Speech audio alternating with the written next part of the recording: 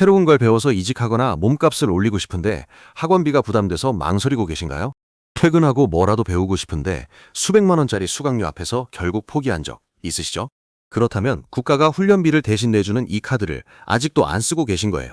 조건만 맞으면 최대 500만 원어치 직업훈련을 아주 적은 돈으로 들을 수 있습니다. 취업 준비생도 직장인도 자영업자도 거의 다 받을 수 있는데 이걸 몰라서 매년 수십만 명이 그냥 지나칩니다. 오늘 10분이면 내가 대상인지 얼마를 받는지 어떻게 신청하는지 전부 정리됩니다. 그리고 끝까지 보시면 어떤 강의를 골라야 이득인지 어떤 실수를 피해야 하는지까지 알려드릴게요. 돈 되는 정보니까 끝까지 집중해서 보세요. 이 제도의 이름은 국민내일 배움 카드입니다. 말 그대로 내일을 위해 배우는 데 드는 비용을 국가가 지원하는 카드죠.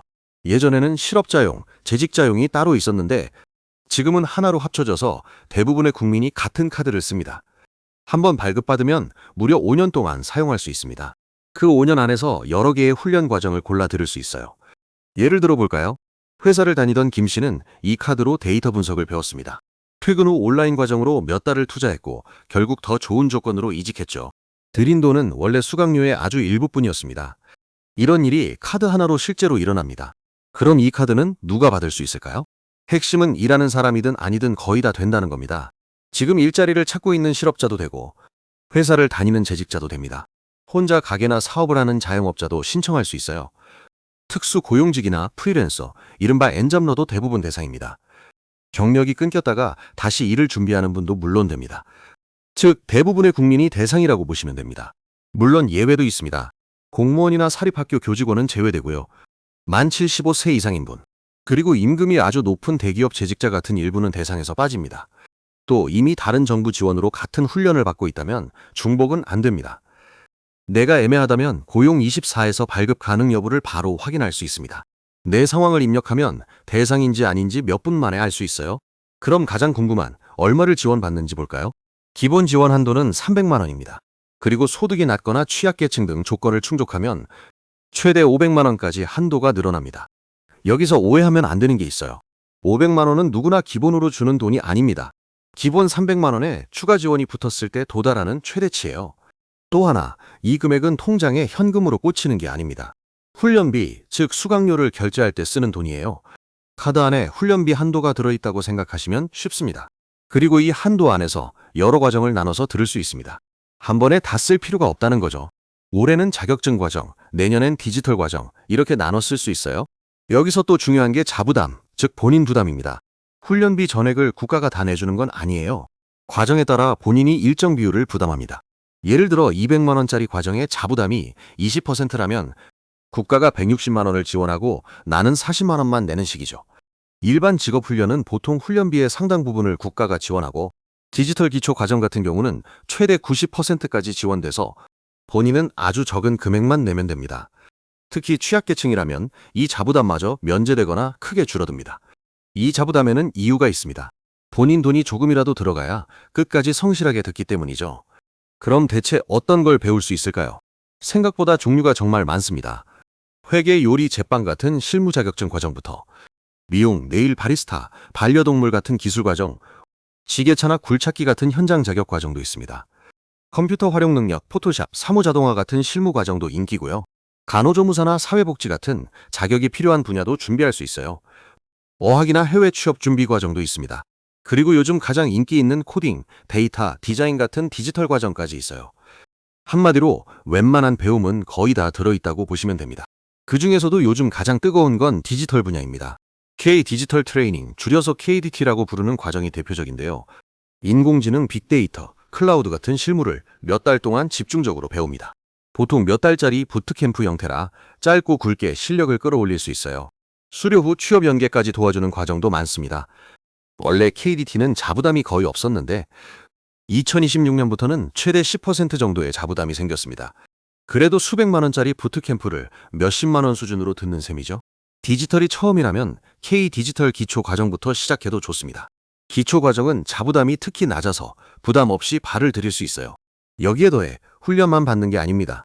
실업자 등 일정 조건을 충족하면 훈련을 듣는 동안 훈련 장려금도 받을 수 있어요.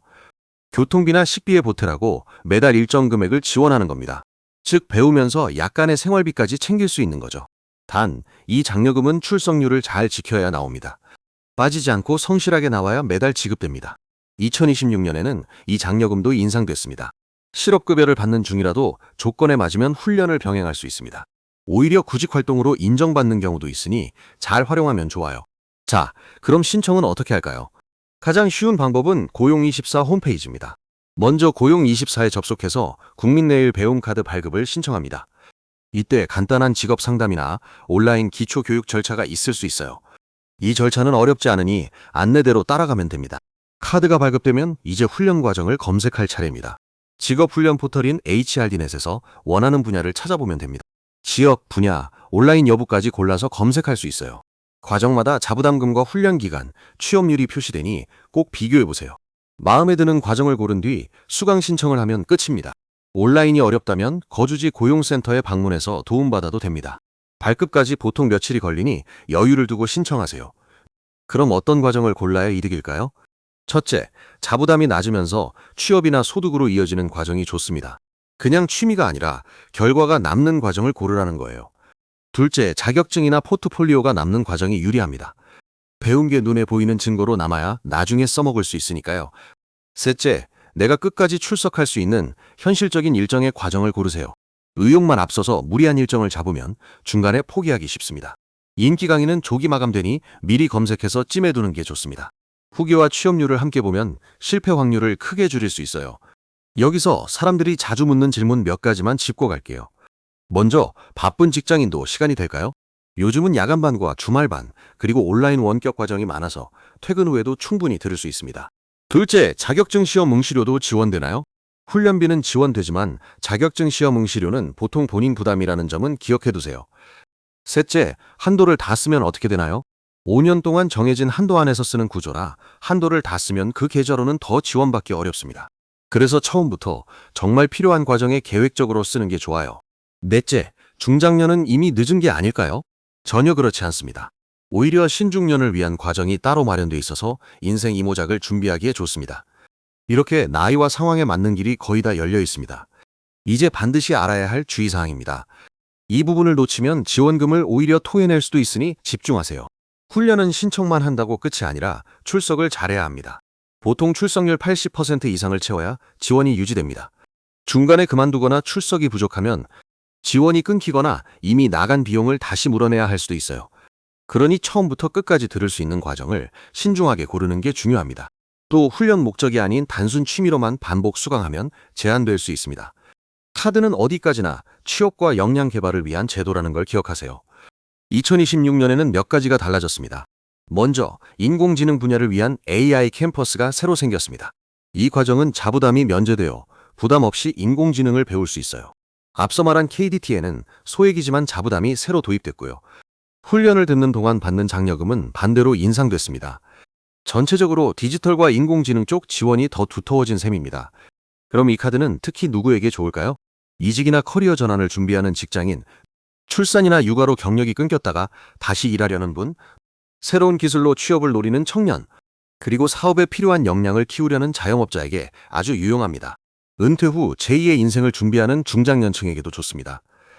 배우고 싶은 게 있는데 돈이 문제였다면 딱 맞는 제도예요. 실제로 이 카드로 인생을 바꾼 사람이 정말 많습니다. 경력이 끊겼던 주부가 회계 자격증을 따서 재취업하기도 하고, 평범한 직장인이 디자인을 배워 부업을 시작하기도 합니다. 중요한 건 몰라서 안 쓰면 아무 일도 일어나지 않는다는 거예요. 이제 정리해 보겠습니다. 국민내일 배움 카드는 국가가 직업훈련비를 지원하는 카드입니다. 기본 300만 원, 조건이 되면 최대 500만 원까지 발급 후 5년 동안 여러 과정에 나눠 쓸 수 있습니다. 실업자든 재직자든 자영업자든 대부분이 대상이고, 신청은 고용24에서 몇 번의 클릭으로 끝납니다. 자부담은 과정마다 다르지만 대부분 원래 수강료보다 훨씬 쌉니다. 배움에 드는 돈이 아까워 미뤄왔다면 지금이 바로 그 기회입니다. 오늘 바로 고용24에서 내 발급 자격을 확인해 보세요. 지원 한도와 자부담, 제외 대상과 장려금은 과정과 시기에 따라 달라질 수 있으니 신청 전 반드시 고용24나 HRD넷에서 최신 정보를 확인하시기 바랍니다.